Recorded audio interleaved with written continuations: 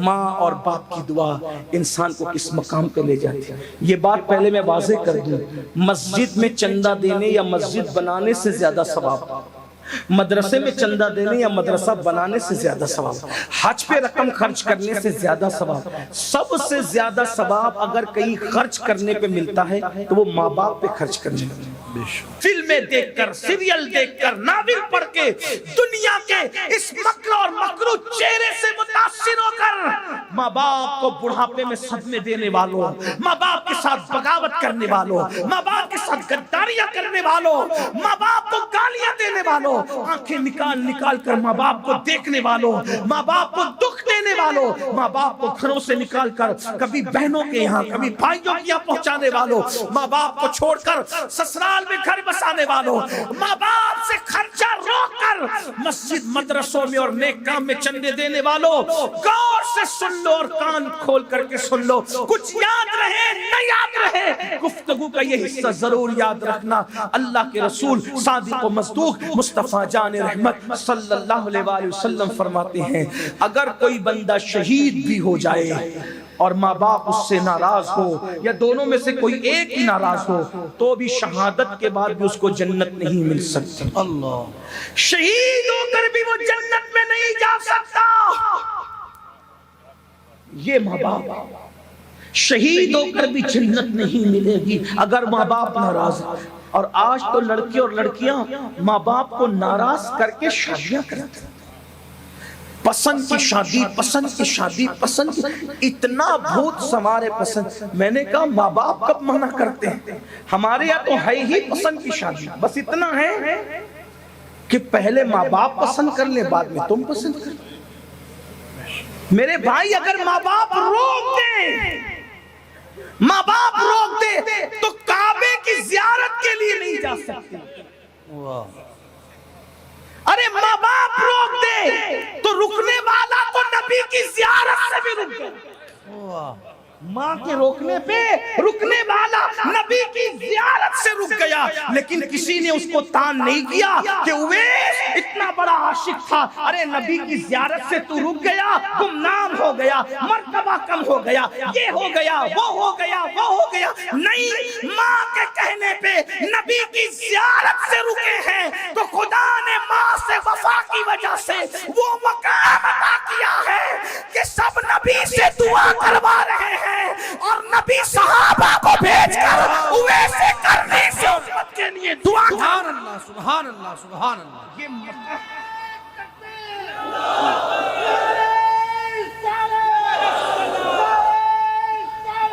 یا رسول اللہ۔ لیکن میرے عزیز، میرے بھائی، ہم تو یہ چیزیں صرف دل بہلانے کے لیے سنتے ہیں، اس سے ہمیں عظمت پتہ نہیں چلی۔ تو میرے آقا نے فرمایا شہید ہو کر بھی ماں باپ اگر ناراض ہے جنت میں نہیں جائے گا، لیکن چونکہ شہید تھا اس لیے جہنم میں بھی نہیں جائے گا۔ جنت اور جہنم کے درمیان ایک مقام ہے جس کو مقام اعراف کہتے ہیں۔ یہ روایت میں جہاں سے پڑھ رہا ہوں اس کو نقل کیا ہے صد الافاضل فخر الاماثل علامہ سید نعیم الدین مراد آبادی نے۔ اور کب تک وہ جنت کے باہر رہے گا؟ اس وقت تک جب تک اس کے ماں باپ کو راضی نہ کر دیا جائے۔ اگر ماں باپ راضی ہوئے تو ٹھیک، ورنہ وہ شہید ہو کر جنت نہیں مل سکتی۔ تو شرابی ہو کر کے ماں باپ کے غدار کو جنت کیسے ملنا ہے؟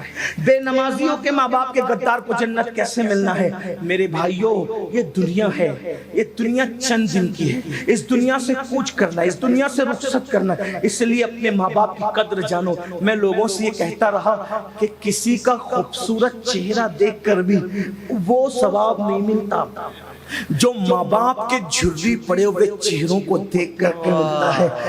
لوگ سال میں ایک بار حج کرتے ہیں، ماں باپ والوں تم اتنے خوش نصیب ہو کہ ایک بار ایک دن میں اگر 100 مرتبہ ماں باپ کی زیارت کرو تو اللہ تمہیں ایک دن میں 100 مقبول حج کا ثواب عطا فرمائے۔ لیکن یہ بات بھی کہوں، شارحین حدیث نے، میں اپنی بات اب سمیٹنے لگا ہوں بلکہ ختم ہی کر دوں گا، خاص بات، جب یہ جلسے میں یہ بات کہتے ہیں نا مولانا لوگ اور خطبہ لوگ کہ بھئی جو ماں باپ کا چہرہ دیکھے اس کو کیا ملتا ہے؟ مقبول حج کا ثواب۔ لیکن پھر اس میں سب سمجھتے ہیں کہ میں تو ماں باپ کو خرچہ نہیں دوں گا دوا کھانے کا، گالیاں بھی دوں گا، مسجد کے زینے پہ بٹھا کے بھیک بھی منگواؤں گا، اور گھر جا کے جلسے کے بعد ماں کو دیکھوں گا مسکرا کے منافقانہ انداز میں، جیسے ایئر ہوسٹس مسکراتے ہیں اس طرح مجھے مقبول حج کا ثواب مل جائے گا۔ یہ آرٹیفیشل مسکراہٹ سے ماں باپ کو دیکھنے سے کوئی ثواب نہیں ملتا۔ میں بڑی ذمہ داری سے یہاں بات کر رہا ہوں، علماء میرے پشتوں پہ موجود ہے، مفتیان کرام موجود ہیں۔ ایک بات آپ کو کہوں، جب انسان کسی کو وہ مقام دے ہی نہ جو اس کا مقام ہو تو اس کا فائدہ نہیں ملتا۔ تھوڑی مشکل ہو گئی نا، بات آسان کرتا ہوں۔ اگر نبی کو دیکھو تو آدمی کیا بنتا ہے؟ اگر کچھ یاد ہو تو بول دیں۔ نبی پاک کو دیکھ کے کیا بنتا ہے؟ مل کے بولے۔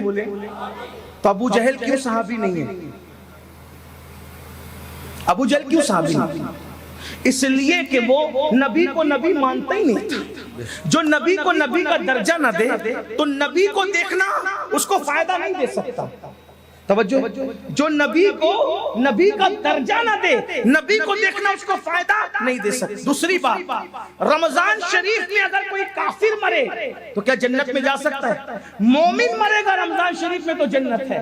کافر رمضان شریف میں مرا تو جنوری میں مرنا اور رمضان شریف میں مرنا اس کے لیے برابر ہے، کیونکہ اس نے رمضان شریف کو کبھی رمضان شریف مانا ہی نہیں۔ تو جس نے رمضان شریف کو رمضان شریف کا درجہ نہیں دیا اس کو رمضان شریف کی برکت نہیں مل سکتی۔ نبی کو نبی کے درجے پہ نہیں مانا تو اس کو وہ مقام مل سکتا ہے؟ نہیں مل سکتا۔ ابو جہل کو ملا، ابو لہب کو ملا، عتبہ کو ملا، شیبہ کو ملا۔ ارے بھائی، جب نبی کے مقام کو نبی سمجھ کر کے اس نے نہیں دیکھا، وہ مقام نہیں دیا، تو نبی کو دیکھنا اس کو فائدہ نہیں پہنچایا۔ تو جو اپنے ماں باپ کو ماں باپ کا درجہ دیتے ہی نہیں ہیں تو ماں باپ کو دیکھنا ان کو کیا فائدہ پہنچا سکتا ہے؟ یہ ماں باپ کو دیکھنے سے ثواب انہیں کو ملتا ہے جو ماں باپ کی خدمت کرتے ہیں، ماں باپ کا احترام کرتے ہیں، ماں باپ کو ماں باپ سمجھتے ہیں، جو ماں باپ کو گھر کا کچرا سمجھتے ہیں، معاذ اللہ، پھر ان کو کیا ثواب ملنا ہے؟ تو یاد رکھنا، اتنا سستا نہیں ہے جنت کا سودا، بہت کٹھن ہے۔ ڈگر پن گھٹ کی حالت تو یہ ہے، اگر بیوی کہہ دے کہ مجھے فلاں ڈریس چاہیے تو بیوی کے لیے جیب سے پیسے نکل جاتے ہیں، لیکن اگر ماں باپ کہے دوا کے لیے چاہیے تو بے شمار ناہنجار لڑکے ہیں جو کہتے ہیں جاؤ مسجد کے دروازے پہ بیٹھ کے بھیک مانگو۔ کیا میں تمہیں یہی سب کرتا رہوں، یہی تمہاری خدمت کرتا رہوں؟ نہیں میرے بھائی، یاد رکھنا، ایک شخص آ کے کہتے ہیں یا رسول اللہ، اللہ تو نظر نہیں آتا، پھر ہمیں کیسے پتا چلے کہ اللہ راضی ہے کہ ناراض ہے؟ میرے آقا نے فرمایا گھر جا اور جا کر دیکھ، اگر تیرے ماں باپ تجھ سے راضی ہے تو اللہ بھی راضی ہے، اور ماں باپ ناراض ہے تو اللہ بھی ناراض ہے۔ اخیر میں مجھے ایک بات یاد آتی ہے، ماں اور باپ کی دعا انسان کو کس مقام پہ لے جاتی ہے۔ یہ بات پہلے میں واضح کر دوں، مسجد میں چندہ دینے یا مسجد بنانے سے زیادہ ثواب، مدرسے میں چندہ دینے یا مدرسہ بنانے سے زیادہ ثواب، حج پہ رقم خرچ کرنے سے زیادہ ثواب، سب سے زیادہ ثواب اگر کہیں خرچ کرنے پہ ملتا ہے تو وہ ماں باپ پہ خرچ کرنے پہ، ماں باپ پہ خرچ کرنے سے زیادہ ثواب۔ بلکہ آقا فرماتے ہیں اگر کوئی دولت مند بننا چاہے تو ہر نماز کے بعد اپنے ماں باپ کے لیے دعا کیا کرے۔ جو ہر نماز کے بعد ماں باپ کے لیے دعا کرے گا اللہ اس کی عمر بھی بڑھائے گا، اس کا مال بھی بڑھائے گا۔ صرف ان کے لیے دعا کر دو تو یہ ہے، اللہ اکبر، ان کی خدمت کرو تو کیا نہیں، خدمت کر۔ اچھا کچھ لوگ یہاں بیٹھ کر کے ابھی پھول رہے ہوں گے کہ میں تو خدمت کرتا ہوں نا حضرت، تو کیا خدمت کرتے ہیں بھائی؟ کیا خدمت؟ روٹی دے دی، کپڑا دے دیا، مکان دے دیا، میں خدمت کرتا ہوں۔ بڑی معذرت کے ساتھ میں تھوڑا صوفیہ کے نقش قدم پہ چل کر، چشتیوں کے نقش قدم پہ چل کے تھوڑی نرم گفتگو کرنے کا عادی ہوں۔ ایک بات آپ کو کہوں، ایک بات آپ، اگر اپنے ماں باپ کو روٹی کپڑا مکان دیتے ہو تو لوگ یہ تو کتوں کو بھی دے دیتے ہیں۔ روٹی تو دروازے پہ پڑے ہوئے کتے کو بھی لوگ دیتے، روٹی کپڑا تو دروازے پہ بیٹھے ہوئے فقیر کو بھی دے دیتے، بھیک منگو کو بھی دے دیتے۔ تو ماں باپ کی خدمت کا مطلب کیا ہے؟ یہی تو سب سے بڑا رونا ہے کہ ہم نے دین ہی نہیں سیکھا، نہ اللہ کی شان سمجھے، نہ رسول کی شان سمجھے، نہ صحابہ کی سمجھے، نہ اہل البیت کی سمجھے، نہ ماں باپ کی سمجھے، نہ بھائیوں کی سمجھے، نہ بیوی کی سمجھے، کچھ نہیں سیکھا۔ بس سیکھا تو صرف دوسروں کا معاملہ دیکھنا، دوسروں کے معاملات پہ نظر رکھنا یہ سیکھا، گناہ کرنا سیکھا، جرائم کرنا سیکھا، غفلت سیکھا۔ سنو ماں باپ کی خدمت کیسے کی جاتی ہے اس کو سمجھو اور بات پوری ہوتی ہے۔ میرے امام اور ہم سب کے امام سیدی اعلیٰ حضرت امام احمد رضا خان محدث بریلوی ماں باپ کی عظمت بیان کرتے ہوئے کہتے ہیں کہ ماں باپ سے گفتگو کا طریقہ یہ ہے کہ پہلے ان سے اجازت لو پھر بات کیا کرو۔ بغیر اجازت تم اپنے ماں باپ سے بات نہیں کر سکتے۔ اب ہاتھ مت اٹھانا، کسی کو رسوا کرنا مقصود نہیں ہے۔ کتنے لوگ ہیں جو اس طور پہ ماں باپ سے بات کرتے ہیں کہ پہلے اجازت لیں پھر بات کریں؟ کوئی نہیں۔ کچھ تو ایسے ہوں گے کہ جن کو معلوم بھی نہیں ہوگی، کیونکہ ہم نے مسلک اعلیٰ حضرت کا مطلب صرف ایک نقطہ سمجھا کہ اعلیٰ حضرت نے گستاخ رسول کو کافر کا، بس یہی اعلیٰ حضرت ہے۔ اعلیٰ حضرت نے بالکل کہا، لیکن اعلیٰ حضرت نے اور بھی چیزیں دکھائی جو ہمیں پتہ ہی نہیں، کیونکہ مسلک اعلیٰ صرف 1 پوائنٹ 2 پوائنٹ 3 پوائنٹ کا نام نہیں۔ انہوں نے جو باتیں پیش کی سب سراخوں پہ، لیکن انہوں نے یہ بھی بتایا کہ ماں باپ سے بات کرنے سے پہلے اجازت لو۔ یہ جتنے نعرہ لگاتے کون ہے اس میں بتاؤ جس پہ عمل کرتے؟ اس کا مطلب ہمیں پورا مسلک اعلیٰ حضرت بھی نہیں پتا ہے۔ اسی مسلک اعلیٰ حضرت میں تو یہ بھی ہے، ابھی علامہ مفتی صاحب فرما رہے تھے متعید رہو، سیدی اعلیٰ حضرت فرماتے ہیں کسی سنی کو بے وقوف بھی نہ کہا کرو، یعنی اتنا سا لفظ بے وقوف بھی کسی سنی کو نہ کہا کرو، یہ حرام ہے۔ اور کسی نے کہا حرام وہ کیسے ہو سکتا ہے، بے وقوف تو کوئی بھی کسی کو کہہ دیتا ہے، لیکن تو کہا کہ جب تم سنی کو بے وقوف کہتے ہو تو اس کا دل دکھتا ہے، اور جب اس کا دل دکھتا ہے تو میرے آقا نے ارشاد فرمایا من آذا مسلمن فقد آذانی، کہ جس نے کسی مسلمان کا دل دکھایا اس نے مجھ محمد کا دل دکھایا۔ تو تم بے وقوف اس عاشق رسول کو کہتے ہو اور اس کا دل دکھاتے ہو، تو ادھر مدینے والے مصطفیٰ جان رحمت کا دل دکھتا ہے۔ یہ مسلک ہے میرے امام کا۔ میں کہتا ہوں اگر واقعی مسلک اعلیٰ حضرت پر عمل ہو جائے، جب بے وقوف بھی کہنے کی ہمت نہیں کرو گے تو ایک دوسرے پہ کیس کیوں کرو گے، ایک دوسرے کو مار پیٹ کیوں کرو گے، ایک دوسرے پہ ڈنڈے کیوں برساؤ؟ اور یہ جو مسلک اعلیٰ حضرت ہے، اعلیٰ حضرت نے کوئی گھر سے بات نہیں پیش کی، دیکھو کتنی بڑی دلیل پیش کر دی حدیث سے، من آذا مسلمن فقد آذانی، جس نے کسی مومن کو اذیت پہنچائی اس نے محمد رسول اللہ کا دل دکھایا، ان کو اذیت پہنچائی۔ کتنا محتاط رہنے کی ضرورت ہے۔ اب بتاؤ جب آپ مسلمان کا دل دکھانا نبی کا دل دکھانے کے برابر ہے تو جو ماں باپ کا دل دکھا رہے ان کا انجام کیا ہوگا؟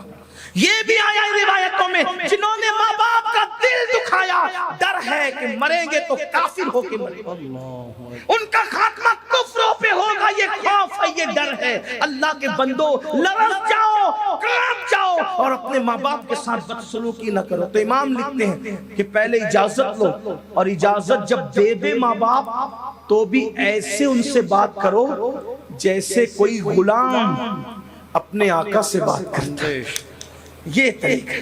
بلکہ ماں باپ کو اگر خرچہ اور نظر بھی دو تو اپنا ہاتھ اوپر مت رکھو۔ ہمارے بزرگوں نے فرمایا اپنا ہاتھ نیچے رکھ کے ماں باپ کو نظر دیا کرو تاکہ ان کا ہاتھ ہمارے ہاتھ سے نیچے نہ ہونے پائے۔ یہ ہے ہمیں طریقہ سکھایا۔ بلکہ سیدی اعلیٰ حضرت کی ایک بات بتاؤں، جتنا ورثے میں ملا تھا مال، اپنے باپ کے ورثے سے جتنا مال ملا تھا، وہ لوگ غریب لوگ نہیں تھے، خاندانی رئیس لوگ۔ اعلیٰ حضرت کا گھرانہ خاندانی رئیس تھا، اور یہ لوگ جو ہے وہ زمیندار جاگیردار لوگ تھے۔ ہندوستان آئے تھے افغان سے تو بھی وہ بادشاہوں کے یہیں آئے تھے، اور کوئی 5000 کوئی 6000 اور اسی طریقے سے کوئی جو ہے وہ اتنے ہزار اور اتنے ہزار پر حاکم جو ہے وہ مقرر تھا، اور بڑی بڑی جاگیریں تھی۔ تو دادا کی جاگیر سے پر دادا کی جاگیر سے وہ نسلن بعد نسلن بہت ملا تھا، جتنا ملا تھا سب ماں کے پاس لے جا کے رکھ دیا کہ امی یہ سب آپ کا ہے۔ کاغذ بھی اگر خریدنا ہوتا کتاب لکھنے کے لیے تو ماں سے لے کر، قلم بھی خریدنا ہوتا ماں سے لے، ماں سے رکھا، اپنے پاس کچھ نہیں رکھا، سب ماں کو حوالے۔ اور آج تو کس کے پاس کتنی زمین ہے ماں کو بتاتے اس لیے نہیں کہ ماں کو پتا چل جائے گا کہ دوسرے بھائیوں کو دینا، کتنی رقم ہے ماں کو بتاتے نہیں، باپ کو ماں باپ سے چھپاتے ہیں، یہ حال ہے۔ اور اس کے بعد ہم کہتے ہیں ہم تو دیندار ہیں، ہم تو دین والے ہیں۔ بڑی معذرت کے ساتھ بھائیوں، ہمیں دین سیکھنے کی ضرورت ہے۔ میڈ ان انڈیا دین جو اپنے دماغ کے اندر اپنے خط سے بنا رکھا ہے، اس کو دل و دماغ سے نکالو، اور جو مصطفیٰ جان رحمت دین لے کر کے آئے تھے اس دین پہ عمل کرو۔ اگر اس دین پہ عمل کرو گے تو انشاءاللہ دنیا بھی کامیاب رہے گی، آخرت بھی کامیاب رہے گی۔